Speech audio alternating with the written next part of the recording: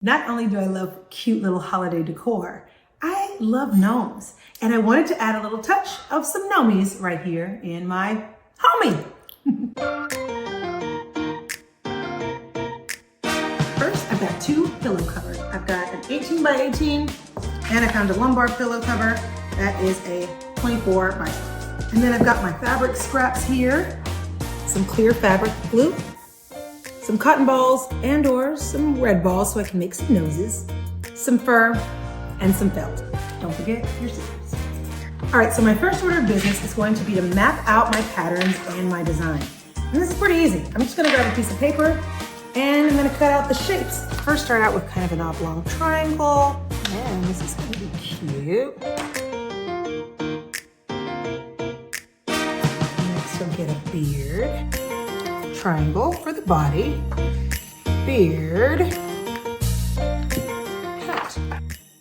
Ah, that's perfect. I like it. For this next gnome, I kind of want to do a gnome and a little mushroom. There's this little hat and a beard, and creating some cool designs out of your things. I love this project because not only is it customizable to my own decor, but I can also make it personalized and sentimental.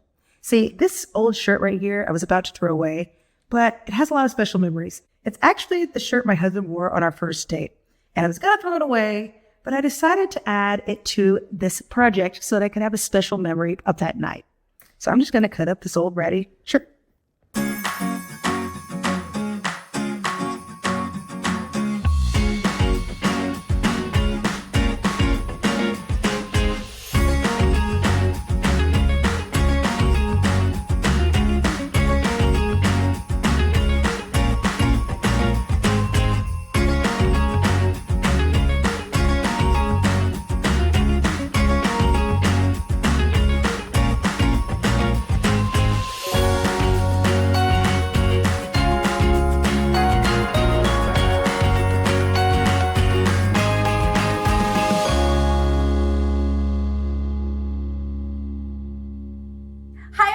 Today we are celebrating making messes during the holiday. So let me show you how to make these adorable candy cane ornaments.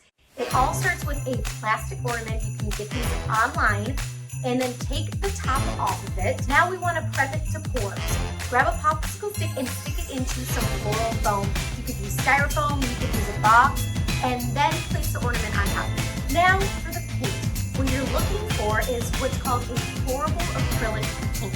If you cannot find this at the craft supply store, which I don't think you should have a problem, they tend to have them at all the craft supply stores that I go to.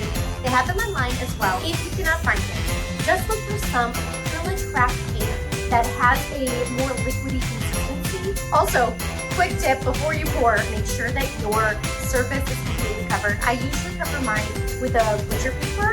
You could also do this inside of a box, whatever it is that you want, but just make sure that your surface is covered. Then grab a paper cup and pour in your paint. The trick to this is just to squeeze in a little bit of the red, and then a little bit of the white, a little more of the red, a little bit more of the white. And you do not want to mix it or stir it or anything. Take the cup and pour it over your prepared ornaments and watch the magic happen. Now, this can actually take 24 or even 48 hours to dry, so be mindful of that. Sometimes the paint that's poured cools a little bit and that will take longer. So make sure to lift it up so it doesn't stick on that, but you want to make sure that it's completely dry and not sticky when you take it off.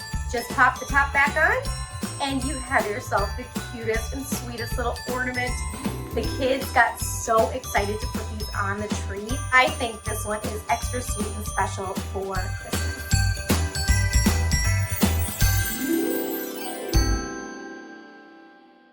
Since it's never too early to start crafting for Christmas, I have a creative and decorative project that you can get started on right now. I'm taking these cinnamon sticks and some materials that you may already have in your kitchen or garden, and I'm transforming them into a Christmas potpourri manger.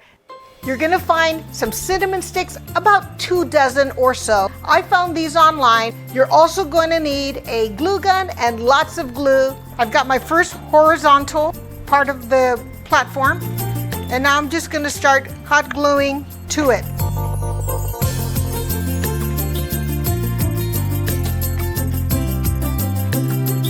So now that it's dry, we're gonna go ahead and put in our columns. So it's really important to select at least 4 that are the same height. When we put these columns up, we're gonna glue them on the inside seam, here, here, here, and here. When we put our top post, it will reach all the way to the other side.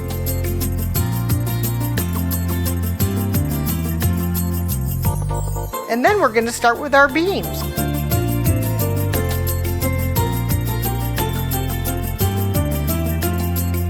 I like it! Now we're gonna let this dry.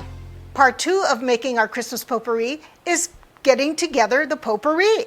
So we're gonna start with some orris root, and that is our fixative. That is where we're gonna put our essential oils: frankincense, cedarwood, vanilla, and bergamot. And then start gathering dried flowers. You can start drying them now, but there's more. We want to add texture. I've got cardamom, dried oranges, star anise, dried cornflowers, tiny little pine cones, pepper berries, and juniper berries.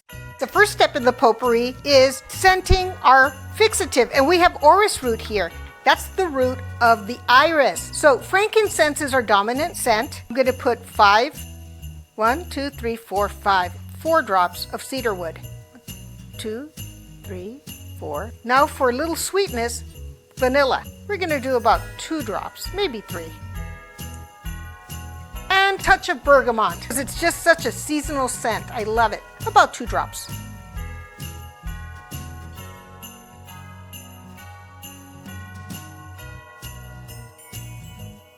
Now is when you add the fixative to the potpourri.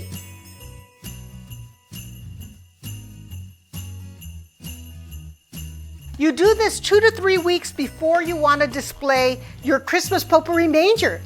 Our structure is nice and dry. I did leave some of the plastic. It'll catch the potpourri if it wants to go through the slots. What you're going to need for the first part of our decoration is get yourself some of these fairy twinkle lights, and I'm going to wrap it around one of the posts on the top part, just like this. And I want to reserve about 3 inches. Then I'm going to take it above. Oh, pretty. Now that we have our lighting together, it's time to start decorating this and really filling it in. Gather some of these simple materials. You can even find them at the dollar store. We're going to use the sphagnum moss as the manger floor. We want to have something that's symbolic of Jesus' birth. I happen to have a repurposed coconut husk, and then we're going to put our frankincense and myrrh in here because that's what the wise men brought Jesus. And we're going to put this in a corner. The wise men also brought gold. We're going to top this off with a little bit of gold. How do you like that so far? The Bible said that the star of Bethlehem was shining bright that night. And so we're going to use our star anise as a star of Bethlehem. And remember the reserved twinkle lights? We're going to use to wrap it around.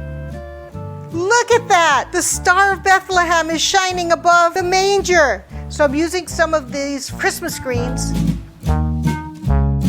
It's time to fill with the potpourri. And we're just